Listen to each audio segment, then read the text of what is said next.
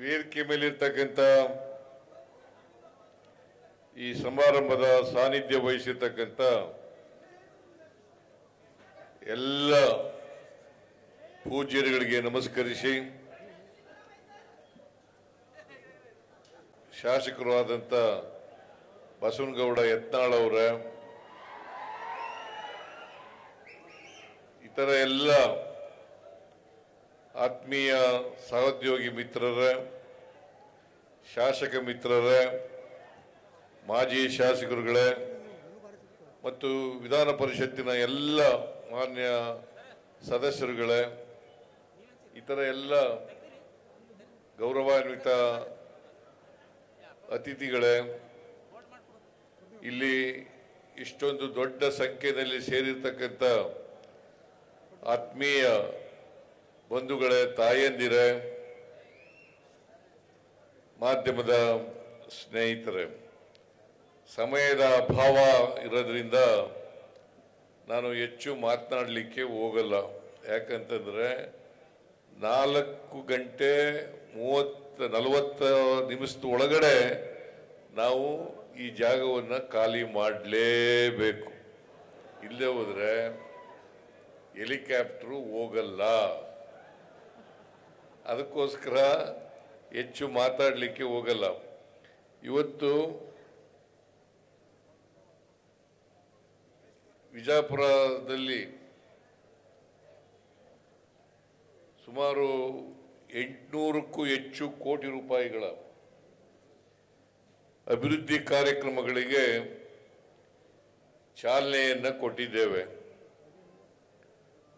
ಅವುಗಳಲ್ಲಿ 82 ಕೋಟಿ ರೂಪಾಯಿಗಳ ಉದ್ಘಾಟನೆ, 730 ಕೋಟಿಗೂ ಹೆಚ್ಚು ರೂಪಾಯಿಗಳ ಶಂಕುಸ್ಥಾಪನೆ ಕಾರ್ಯಕ್ರಮವನ್ನು ಮಾಡಿದ್ದೇವೆ. ಅದರಲ್ಲಿ ಮುಖ್ಯವಾದವು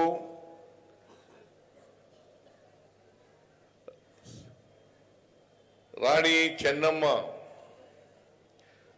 ಅವರ ಪ್ರತಿಮೆಯನ್ನ ಲೋಕಾರ್ಪಣೆ ಮಾಡಿರ್ತಕ್ಕಂಥದ್ದು.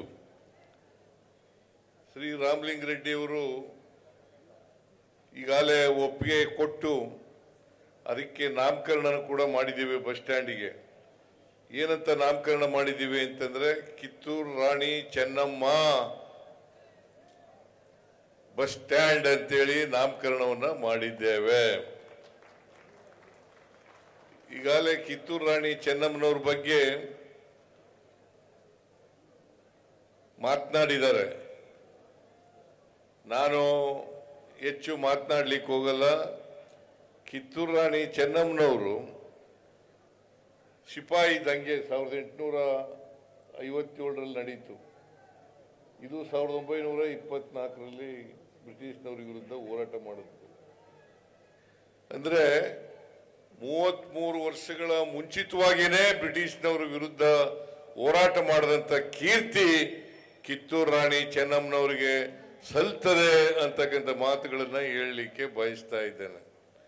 ಸಂಗೊಳ್ಳಿ ರಾಯಣ್ಣವರ ಸಾಹಸ, ಕಿತ್ತೂರು ರಾಣಿ ಚೆನ್ನಮ್ಮನವರ ಶೌರ್ಯ, ಮತ್ತೆ ಆ ಕೆಚ್ಚೆದೆ ಇತ್ತಲ್ಲ, ಆ ಬದ್ಧತೆ ಇತ್ತಲ್ಲ, ಇದಕ್ಕೋಸ್ಕರನೇ ಕಿತ್ತೂರು ರಾಣಿ ಚೆನ್ನಮ್ಮನವರು ಬ್ರಿಟಿಷ್ನವರ ವಿರುದ್ಧ ಹೋರಾಟ ಮಾಡಿ, ಛಲದಿಂದ ಹೋರಾಟ ಮಾಡಿ, ಕ್ಯಾತ್ರೆ ಅಂತ ಒಬ್ಬ ಬ್ರಿಟಿಷ್ ಅಧಿಕಾರಿಯನ್ನು ಸೋಲಿಸ್ತಾರೆ. ಆಮೇಲೆ ಎರಡನೇ ಯುದ್ಧದಲ್ಲಿ ಸೋಲು ಅನುಭವಿಸಬೇಕಾದಂಥ ಪರಿಸ್ಥಿತಿ ಉಂಟಾಗುತ್ತೆ. ಇದಕ್ಕೆ ನಮ್ಮವರೇ ಕಾರಣ ಅಂತಕ್ಕಂಥ ಮಾತುಗಳನ್ನು ಈ ಸಂದರ್ಭದಲ್ಲಿ ಹೇಳಲಿಕ್ಕೆ ಬಯಸ್ತಾ ಇದ್ದೇನೆ. ಬ್ರಿಟಿಷ್ನವರು ಈ ದೇಶವನ್ನ 200 ವರ್ಷ ಆಳಬೇಕಾದ್ರೆ ಅವರು ನಮ್ಮವರ ಸಹಾಯದಿಂದಲೇ ಎಲ್ಲ ರಾಜರುಗಳನ್ನು ಕೂಡ ಸೋಲಿಸಿ ಅವರ ಅಧೀನದಲ್ಲಿ ಇಟ್ಕೊಂಡು ಈ ದೇಶವನ್ನು ಆಳ್ತಾರೆ ಅಂತಕ್ಕಂಥದ್ದನ್ನು ನೋಡಲಿಕ್ಕೆ ಸಾಧ್ಯ ಆಗ್ತದೆ. ಕಿತ್ತೂರು ರಾಣಿ ಚೆನ್ನಮ್ಮನವರ ವಿಷಯದಲ್ಲೂ ಕೂಡ ಅದೇ ಆಗಿರ್ತಕ್ಕಂಥದ್ದು. ಅಂತ ಒಬ್ಬ ವೀರ ಮಹಿಳೆಯ ಪ್ರತಿಮೆಯನ್ನು ಇವತ್ತು ಅನಾವರಣ ಮಾಡಿರ್ತಕ್ಕಂಥದ್ದು ಬಿಜಾಪುರದಲ್ಲಿ ಬಹಳ ಸಂತೋಷದ ವಿಚಾರ ಅಂತಕ್ಕಂಥ ಮಾತುಗಳನ್ನು ಹೇಳಿ ನಾನು ಅದನ್ನು ಅತ್ಯಂತ ಸಂತೋಷದಿಂದ ಲೋಕಾರ್ಪಣೆ ಮಾಡಿದ್ದೇನೆ ಅಂತಕ್ಕಂಥ ಮಾತುಗಳನ್ನು ಹೇಳಲಿಕ್ಕೆ ಬಯಸ್ತಾ ಇದ್ದೇನೆ. ಆಮೇಲೆ ವೆಲೋಡ್ರೋಮ್ ಇಲ್ಲಿ ಬಿಜಾಪುರ ಮತ್ತು ಬಾಗಲಕೋಟೆ ಈ ಭಾಗದಲ್ಲಿ ಸೈಕ್ಲಿಸ್ಟ್ಗಳು ಜಾಸ್ತಿ. ನನಗೆ ನಾನು ಹಿಂದೆ ಮುಖ್ಯಮಂತ್ರಿ ಆಗಿರುವಾಗ ಬಿಜಾಪುರದಲ್ಲಿ ಒಂದು ವೆಲಾಡ್ರೋಮನ್ನು ಮಾಡಬೇಕು ಅಂತಕ್ಕಂಥ ಮಾತುಗಳನ್ನು ಹೇಳಿದಾಗ ನಾನು ಅದಕ್ಕೆ ಒಪ್ಪಿ ಇಲ್ಲಿ ಇಡೀ ರಾಜ್ಯದಲ್ಲೇ ದಕ್ಷಿಣ ಭಾರತದಲ್ಲೇ ಇದು ಮೊದಲನೇ ವೆಲಾಡ್ರೋಮ್ ಅಂತಕ್ಕಂಥ ಮಾತುಗಳನ್ನು ಹೇಳಲಿಕ್ಕೆ ಬಯಸ್ತಾ ಇದ್ದೇನೆ. ಈ ಭಾಗದ ಸೈಕ್ಲಿಸ್ಟ್ಗಳಿಗೆ ಅನುಕೂಲ ಮಾಡಿಕೊಡಬೇಕು ಅಂತಕ್ಕಂಥ ಮಾತುಗಳನ್ನು ನಾನು ಈ ಸಂದರ್ಭದಲ್ಲಿ ಹೇಳಲಿಕ್ಕೆ ಬಯಸ್ತಾ ಇದ್ದೇನೆ. ಇನ್ನೊಂದು ಬಹಳ ಮುಖ್ಯವಾದಂಥ ವಿಚಾರ, ಬಿಜಾಪುರದಲ್ಲಿ ಮೆಡಿಕಲ್ ಕಾಲೇಜ್ ಆಗಬೇಕು ಅಂತಕ್ಕಂಥದ್ದು. ಹಿಂದೆ ಬಿಜೆಪಿ ಸರ್ಕಾರ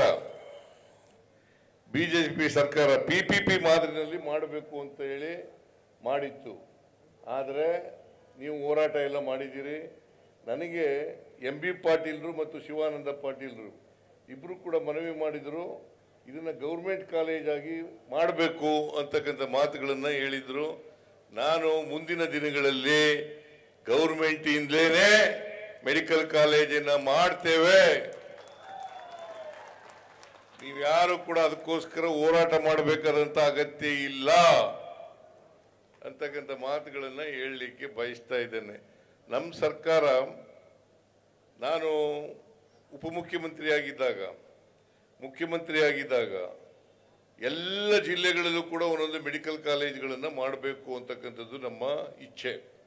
ಎಲ್ಲ ಜಿಲ್ಲೆಗಳಲ್ಲೂ ಕೂಡ ಮೆಡಿಕಲ್ ಕಾಲೇಜ್. ಇವತ್ತಿನವರೆಗೆ 71 ಮೆಡಿಕಲ್ ಕಾಲೇಜ್ಗಳಿದ್ದಾವೆ ಕರ್ನಾಟಕದಲ್ಲಿ.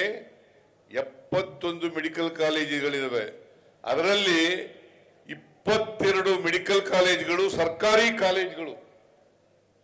22 ಮೆಡಿಕಲ್ ಕಾಲೇಜುಗಳು ಸರ್ಕಾರಿ ಮೆಡಿಕಲ್ ಕಾಲೇಜುಗಳು. ಉಳಿದ ಜಿಲ್ಲೆಗಳಲ್ಲೂ ಕೂಡ ಯಾವ ಜಿಲ್ಲೆಯಲ್ಲಿ ಇಲ್ಲ ಆ ಜಿಲ್ಲೆಗಳಲ್ಲೂ ಕೂಡ ಸರ್ಕಾರಿ ಮೆಡಿಕಲ್ ಕಾಲೇಜನ್ನು ಮಾಡ್ತೇವೆ. ಜೊತೆಗೆ ಟ್ರಾಮಾ ಸೆಂಟರ್ಗಳನ್ನು ಕೂಡ ಮಾಡ್ತೇವೆ. ಜೊತೆಗೆ ಸೂಪರ್ ಸ್ಪೆಷಾಲಿಟಿ ಆಸ್ಪತ್ರೆನೂ ಕೂಡ ಮಾಡ್ತೇವೆ ಅಂತಕ್ಕಂಥ ಮಾತುಗಳನ್ನು ಹೇಳಲಿಕ್ಕೆ ಬಯಸ್ತಾ ಇದ್ದೇನೆ. ಇಲ್ಲಿ ಹೋರಾಟ ಮಾಡ್ತಾ ಇದ್ರು, PPP ಮಾಡೆಲ್ನಲ್ಲಿ ಬೇಡ, ನಮ್ಮದೆಲ್ಲ ತೀರ್ಮಾನ, ಇದು ಹಿಂದಿನ ಸರ್ಕಾರದ ತೀರ್ಮಾನ, ಬಿಜೆಪಿ ಸರ್ಕಾರದ ತೀರ್ಮಾನ. ನಾವು PPP ಮಾಡೆಲ್ ಮಾಡಲ್ಲ, ಗೌರ್ಮೆಂಟ್ಲಿಂದಲೇ ಮಾಡ್ತೀವಿ ಅಂತಕ್ಕಂಥ ಮಾತುಗಳನ್ನು ಹೇಳಲಿಕ್ಕೆ ಬಯಸ್ತಾ ಇದ್ದೇನೆ. ಅನೇಕ ಇಲಾಖೆಗಳು, ಸುಮಾರು 800 ಕೋಟಿಗೂ ಹೆಚ್ಚು ಕಾರ್ಯಕ್ರಮಗಳು ಇವತ್ತು ನಡೆದಿದ್ದಾವೆ. ಈಗಾಗಲೇ ಇಲ್ಲಿ ನೋಡಿದಿರಲ್ಲ, ಶಂಕುಸ್ಥಾಪನೆ, ಉದ್ಘಾಟನೆ, ಇವೆಲ್ಲ ಇವತ್ತು ನಾನು ಅವಕ್ಕೆ ಇನಾಗ್ರೇಷನ್ ಮಾಡಿದ್ದೇನೆ, ಉದ್ಘಾಟನೆ ಮಾಡಿದ್ದೇನೆ. ನಮ್ಮ ಬಸವನಗೌಡ ಯತ್ನಾಳ್ ಅವರು, ಅವ್ರ ಕ್ಷೇತ್ರ ಅನ್ನೋದು ಗೊತ್ತು, ಇದು ನನಗೆ. ಅವ್ರ ಕ್ಷೇತ್ರ ಅಲ್ಲ ಇದು, ಬಿಜಾಪುರ. ಅದರಿಂದ ಅವರ ಅಭಿಮಾನಿಗಳಿದ್ದಾರೆ. ನೀವು ನಮ್ಮ ಅಭಿಮಾನಿಗಳು ಕೂಡ.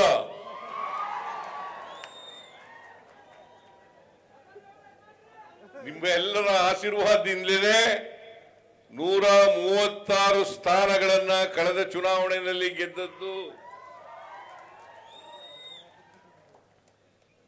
ಇಲ್ಲಿ ಬಿಜಾಪುರ ಜಿಲ್ಲೆನಲ್ಲಿ ಸುಮಾರು 8 ಅಸೆಂಬ್ಲಿ ಕ್ಷೇತ್ರಗಳಿದ್ದಾವೆ. 8 ಅಸೆಂಬ್ಲಿ ಕ್ಷೇತ್ರಗಳಲ್ಲಿ 6 ಕ್ಷೇತ್ರಗಳನ್ನ ನಾವು ಗೆದ್ದಿದ್ದೇವೆ. ಅದರಿಂದಲೇ ನಾವು ಸರ್ಕಾರ ಮಾಡಲಿಕ್ಕೆ ಸಾಧ್ಯ ಆಯಿತು. ಅದಕ್ಕೆ 136 ಸ್ಥಾನಗಳನ್ನು ಗೆಲ್ಲಬೇಕಾದ್ರೆ 136 ಸ್ಥಾನಗಳನ್ನು ಗೆಲ್ಲಬೇಕಾದ್ರೆ ನಿಮ್ಮ ಆಶೀರ್ವಾದ ಬಹಳ ಮುಖ್ಯ ಅಂತಕ್ಕಂಥ ಮಾತುಗಳನ್ನು ಹೇಳಲಿಕ್ಕೆ ಬಯಸ್ತಾ ಇದ್ದೇನೆ. ಅನೇಕ ಸಾರಿ ಬಂದಿದ್ದೇನೆ ನಾನು ಬಿಜಾಪುರಕ್ಕೆ. ಸುಮಾರು 40-45 ವರ್ಷಗಳಿಂದಲೂ ಕೂಡ ಇಡೀ ರಾಜ್ಯನೆಲ್ಲ ಸುತ್ತಾಡ್ತಾ ಇದ್ದೀನಿ ನಾನು. ಕಳೆದ ಚುನಾವಣೆಯಲ್ಲೂ ಕೂಡ ಬಂದಿದ್ದೆ, ಅದರಿಂದ ಚುನಾವಣೆಯಲ್ಲೂ ಕೂಡ ಬಂದಿದ್ದೆ, ಅದರಿಂದ ಚುನಾವಣೆ ಕೂಡ ಬಂದಿದ್ದೆ, ಬೇರೆ ಸಂದರ್ಭಗಳಲ್ಲೂ ಕೂಡ ಬಂದಿದ್ದೆ. ಆದರೆ ಬಂದಾಗೆಲ್ಲ ಕೂಡ ನೀವು ನನಗೆ ಆಶೀರ್ವಾದವನ್ನು ಮಾಡಿದ್ದೀರಿ ಅಂತಕ್ಕಂಥ ಮಾತುಗಳನ್ನು ಹೇಳಲಿಕ್ಕೆ ಬಯಸ್ತಾ ಇದ್ದೇನೆ. ಬಸವನಗೌಡ ಯತ್ನಾಳ್ ಅವರು ಅನೇಕ ವಿಚಾರಗಳನ್ನು, ಅನೇಕ ಒತ್ತಾಯಗಳನ್ನು ಮಾಡಿದ್ದಾರೆ. ಅವುಗಳಲ್ಲಿ ಬಹಳ ಮುಖ್ಯವಾದದ್ದು ಮೇಲ್ಸೇತುವೆ. 160 ಕೋಟಿ ರೂಪಾಯಿ ಅಂದಾಜು ವೆಚ್ಚದಲ್ಲಿ ಮೇಲ್ಸೇತುವೆ ಮಾಡಬೇಕು ಅಂತ ಮನವಿಯನ್ನು ಮಾಡಿದ್ದಾರೆ. ಅದನ್ನ ಮಾಡಿಕೊಡ್ತಕ್ಕಂಥ ಕೆಲಸವನ್ನ ಮಾಡ್ತೇನೆ ಅಂತಕ್ಕಂಥ ಮಾತುಗಳನ್ನ ಹೇಳಲಿಕ್ಕೆ ಬಯಸ್ತಾ ಇದ್ದೇನೆ. ಗೊತ್ತಾಯ್ತಾ?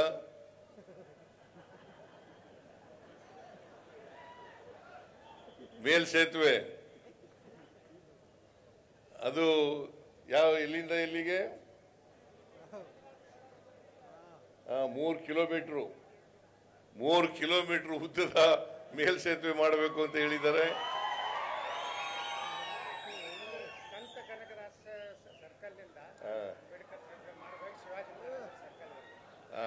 ಭಕ್ತ ಕನಕದಾಸರ ಸರ್ಕಲ್ನಿಂದ ಅಂಬೇಡ್ಕರ್ ವೃತ್ತ ಮತ್ತು ಶಿವಾಜಿ ಮಹಾರಾಜ್ ಅವರ ವೃತ್ತದವರೆಗೆ ಮಾಡಬೇಕು ಅಂತ ಹೇಳಿದ್ದಾರೆ. ಅದನ್ನ ಮಾಡಿಕೊಡ್ತಕ್ಕಂಥ ಕೆಲಸವನ್ನ ಮಾಡೋಣ ಅಂತಕ್ಕಂಥ ಮಾತುಗಳನ್ನು ಹೇಳಲಿಕ್ಕೆ ಬಯಸ್ತಾ ಇದ್ದೇನೆ. ಆಮೇಲೆ ಇದೇ ಸಂದರ್ಭದಲ್ಲಿ ನನಗೆ MB ಪಾಟೀಲ್ರು ಮತ್ತು ಶಿವಾನಂದ ಪಾಟೀಲ್ರು, ಈ ಜಿಲ್ಲೆಯ ಎಲ್ಲ ಶಾಸಕ ಮಿತ್ರರು, ಜಿಲ್ಲೆಯ ಎಲ್ಲ ಶಾಸಕ ಮಿತ್ರ ಜನಪ್ರತಿನಿಧಿಗಳು, MLAಗಳು, MLCಗಳು ನನಗೆ ಸನ್ಮಾನವನ್ನ ಮಾಡಿದ್ದಾರೆ. ಕಾರಣ ಯಾಕಪ್ಪ ಅಂತಂದ್ರೆ, ನಾನು ದಿವಂಗತ ದೇವರಾಜ ಅರಸರವರು ಅವರ ಎಷ್ಟು ವರ್ಷಗಳ ಅವಧಿ ಇತ್ತು, 7 ವರ್ಷ 239 ದಿನಗಳು ಅವರಿದ್ರು. ನಾನು 6ನೇ ತಾರೀಕಿಗೆ ಅದು ಸಮ ಆಯಿತು. ಈ ವರ್ಷ 2026 ಜನವರಿ 6ನೇ ತಾರೀಕಿಗೆ ಸಮ ಆಯಿತು. ಈಗಾಗಲೇ ಇವತ್ತು 9ನೇ ತಾರೀಕು, 3 ದಿನಗಳು ಜಾಸ್ತಿ ಮಾಡಿದ್ದೀನಿ ಅಂತೇಳಿ